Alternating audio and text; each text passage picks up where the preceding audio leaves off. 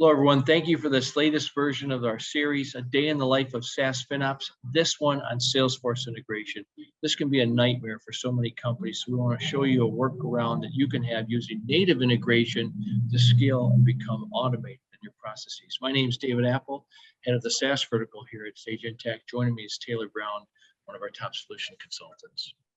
So let's just start with what the workflow looks like. It all starts in Salesforce, CPQ, where the opportunity in the contract then comes over into what's an intact contract object. And from there, billing, invoicing, and payments occurs. And then after that, revenue schedules.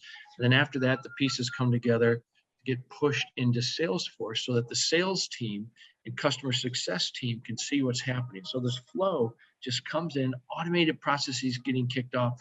You don't have to do that. But the core infrastructure you want to have here is the object synchronization. Feel free to pause this screen because I'm going to go fast. But essentially, if the data is in Salesforce, it can come into Intacct and where appropriate, pushed bidirectionally. Where problems can sometimes go wrong with deployments is the data is not clean on the front end, and so garbage in, garbage out. But the capacity is there, the automation is there, thousands of people doing this before you is there. And this ties into the master theme of all this, in that there is an ideal FinOps tech stack for you to leverage. When you put it in place, starting there at the top and working your way around, feel free to pause the video, handle all the billing types, then the revenue, then the cash flow, and the revenue recognition, the hardcore accounting and the close, up through compliance, all through the different stages of growth that you have, the reporting needs, the compliance needs that you have. The more you put this all in one stack, the more you can cut your close and get beautiful financial reports out of the back end and improve a myriad of metrics, including just taking cash flow variance down and then producing ASC 606 or for our international colleagues, IFRS 15 at the push of a button. Now we want to show the demo, and for Taylor just to show you how these pieces come together so you can see how you do it for yourself. Taylor? Awesome. Let's jump right in. So we're going to start out in Salesforce today. So from the perspective of our sales reps, they'll be living within their best-in-class CRM. And now thanks to our bidirectional native integration, so you're not going to have to leverage a third-party vendor for this connection, they're going to be able to communicate more effectively with the finance and accounting team. When they have a close-win opportunity and are ready to create a contract, they can do that directly in the CRM, easily adding in these different product lines, leveraging a price list. And thanks to that bidirectional communication, if we make updates to the price list in Salesforce, it's going to update in Sage Intacct and vice versa. If the accounting team makes those updates, it's also going to reflect within the CRM.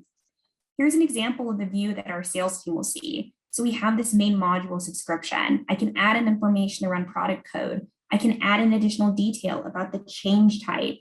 This is going to help populate key metrics that we're going to be able to leverage on our dashboard within our accounting platform. I can add in currency information, and here you're starting to see that Intacct synchronization come into play.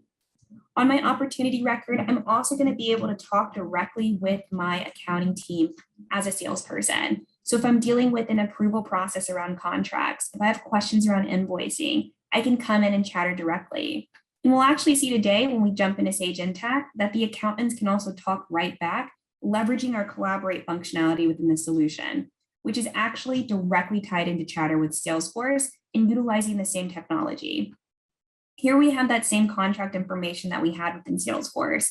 So I'm still tracking this great information, now in more granular detail for my finance team. So I have my total here. I have my contract ID information, so my name present. I have my customer insight, and I'm pulling in that data and detail from Salesforce, such as advantageous terms. We're leveraging that same price list. And so I can still see those start and end dates. And now I'm leveraging those items to track revenue, to track billing, to make sure we're accounting for our contracts correctly and receiving our ARR or cash in real time. And as David will talk about, increasing the ability to lower our days sales outstanding.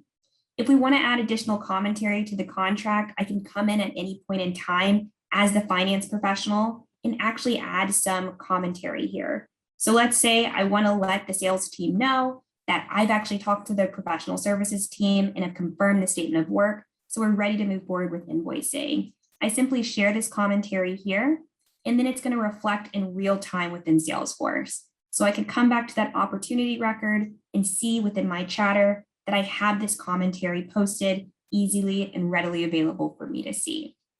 And now I'll post it back over to you, David, to close up the presentation. You can see how those objects, by having the customer master, the item master synced, it came right in, automated billing and revenue. You don't have to do it anymore. I show this to people and just get a big, oh, I don't have to do this for myself. And then here's the upside for the business. Having one system calculate that, run it, automate it for you, allows you to forecast the future where billings, payment, revenue, expenses are all auto-calculated for you for what the future is over the contract lifetime. We've got a whole nother video on how to handle contract amendments. Feel free to watch that one as the pieces come together. And then not only just forecast, but the ability to see core, not just accounting and financial information, but SaaS metrics information, CMRR, churn, logos, growth, and the ability to double click into all of this out of the audited financial system, so you know that it's data that you can trust. And we can handle through over 300 different billing scenarios. Feel free to pause the video again to watch these, because I'll go through them quickly, but usage billing, different ratings, fixed price, projects if you've got a higher ACV model with some professional services, all the contract amendments that you might need to make over time. And then the invoicing that the pieces are, so that you can accelerate cash flow. And once you put all these pieces in place, then there's some fantastic outcomes that come from this whole thing.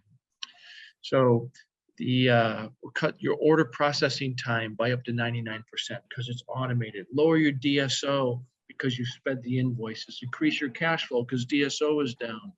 And then with more visibility across that customer life cycle and the order life cycle, reducing your budget versus actual delta on any given individual contract level, but then in aggregate across all of your revenues and expenses, because it's a financial system, something the billing only products can't do.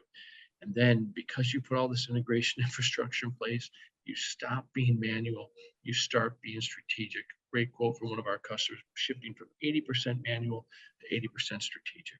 I hope this answered some of your questions and set you up to learn more. Simply go to sageintacct.com/easyclimb, sageintacct.com/easyclimb in order to learn more. I look forward to possibly meeting you in the future. Thank you for watching the video. Taylor, thank you as always for a fantastic job of the demo. We wish you a great day.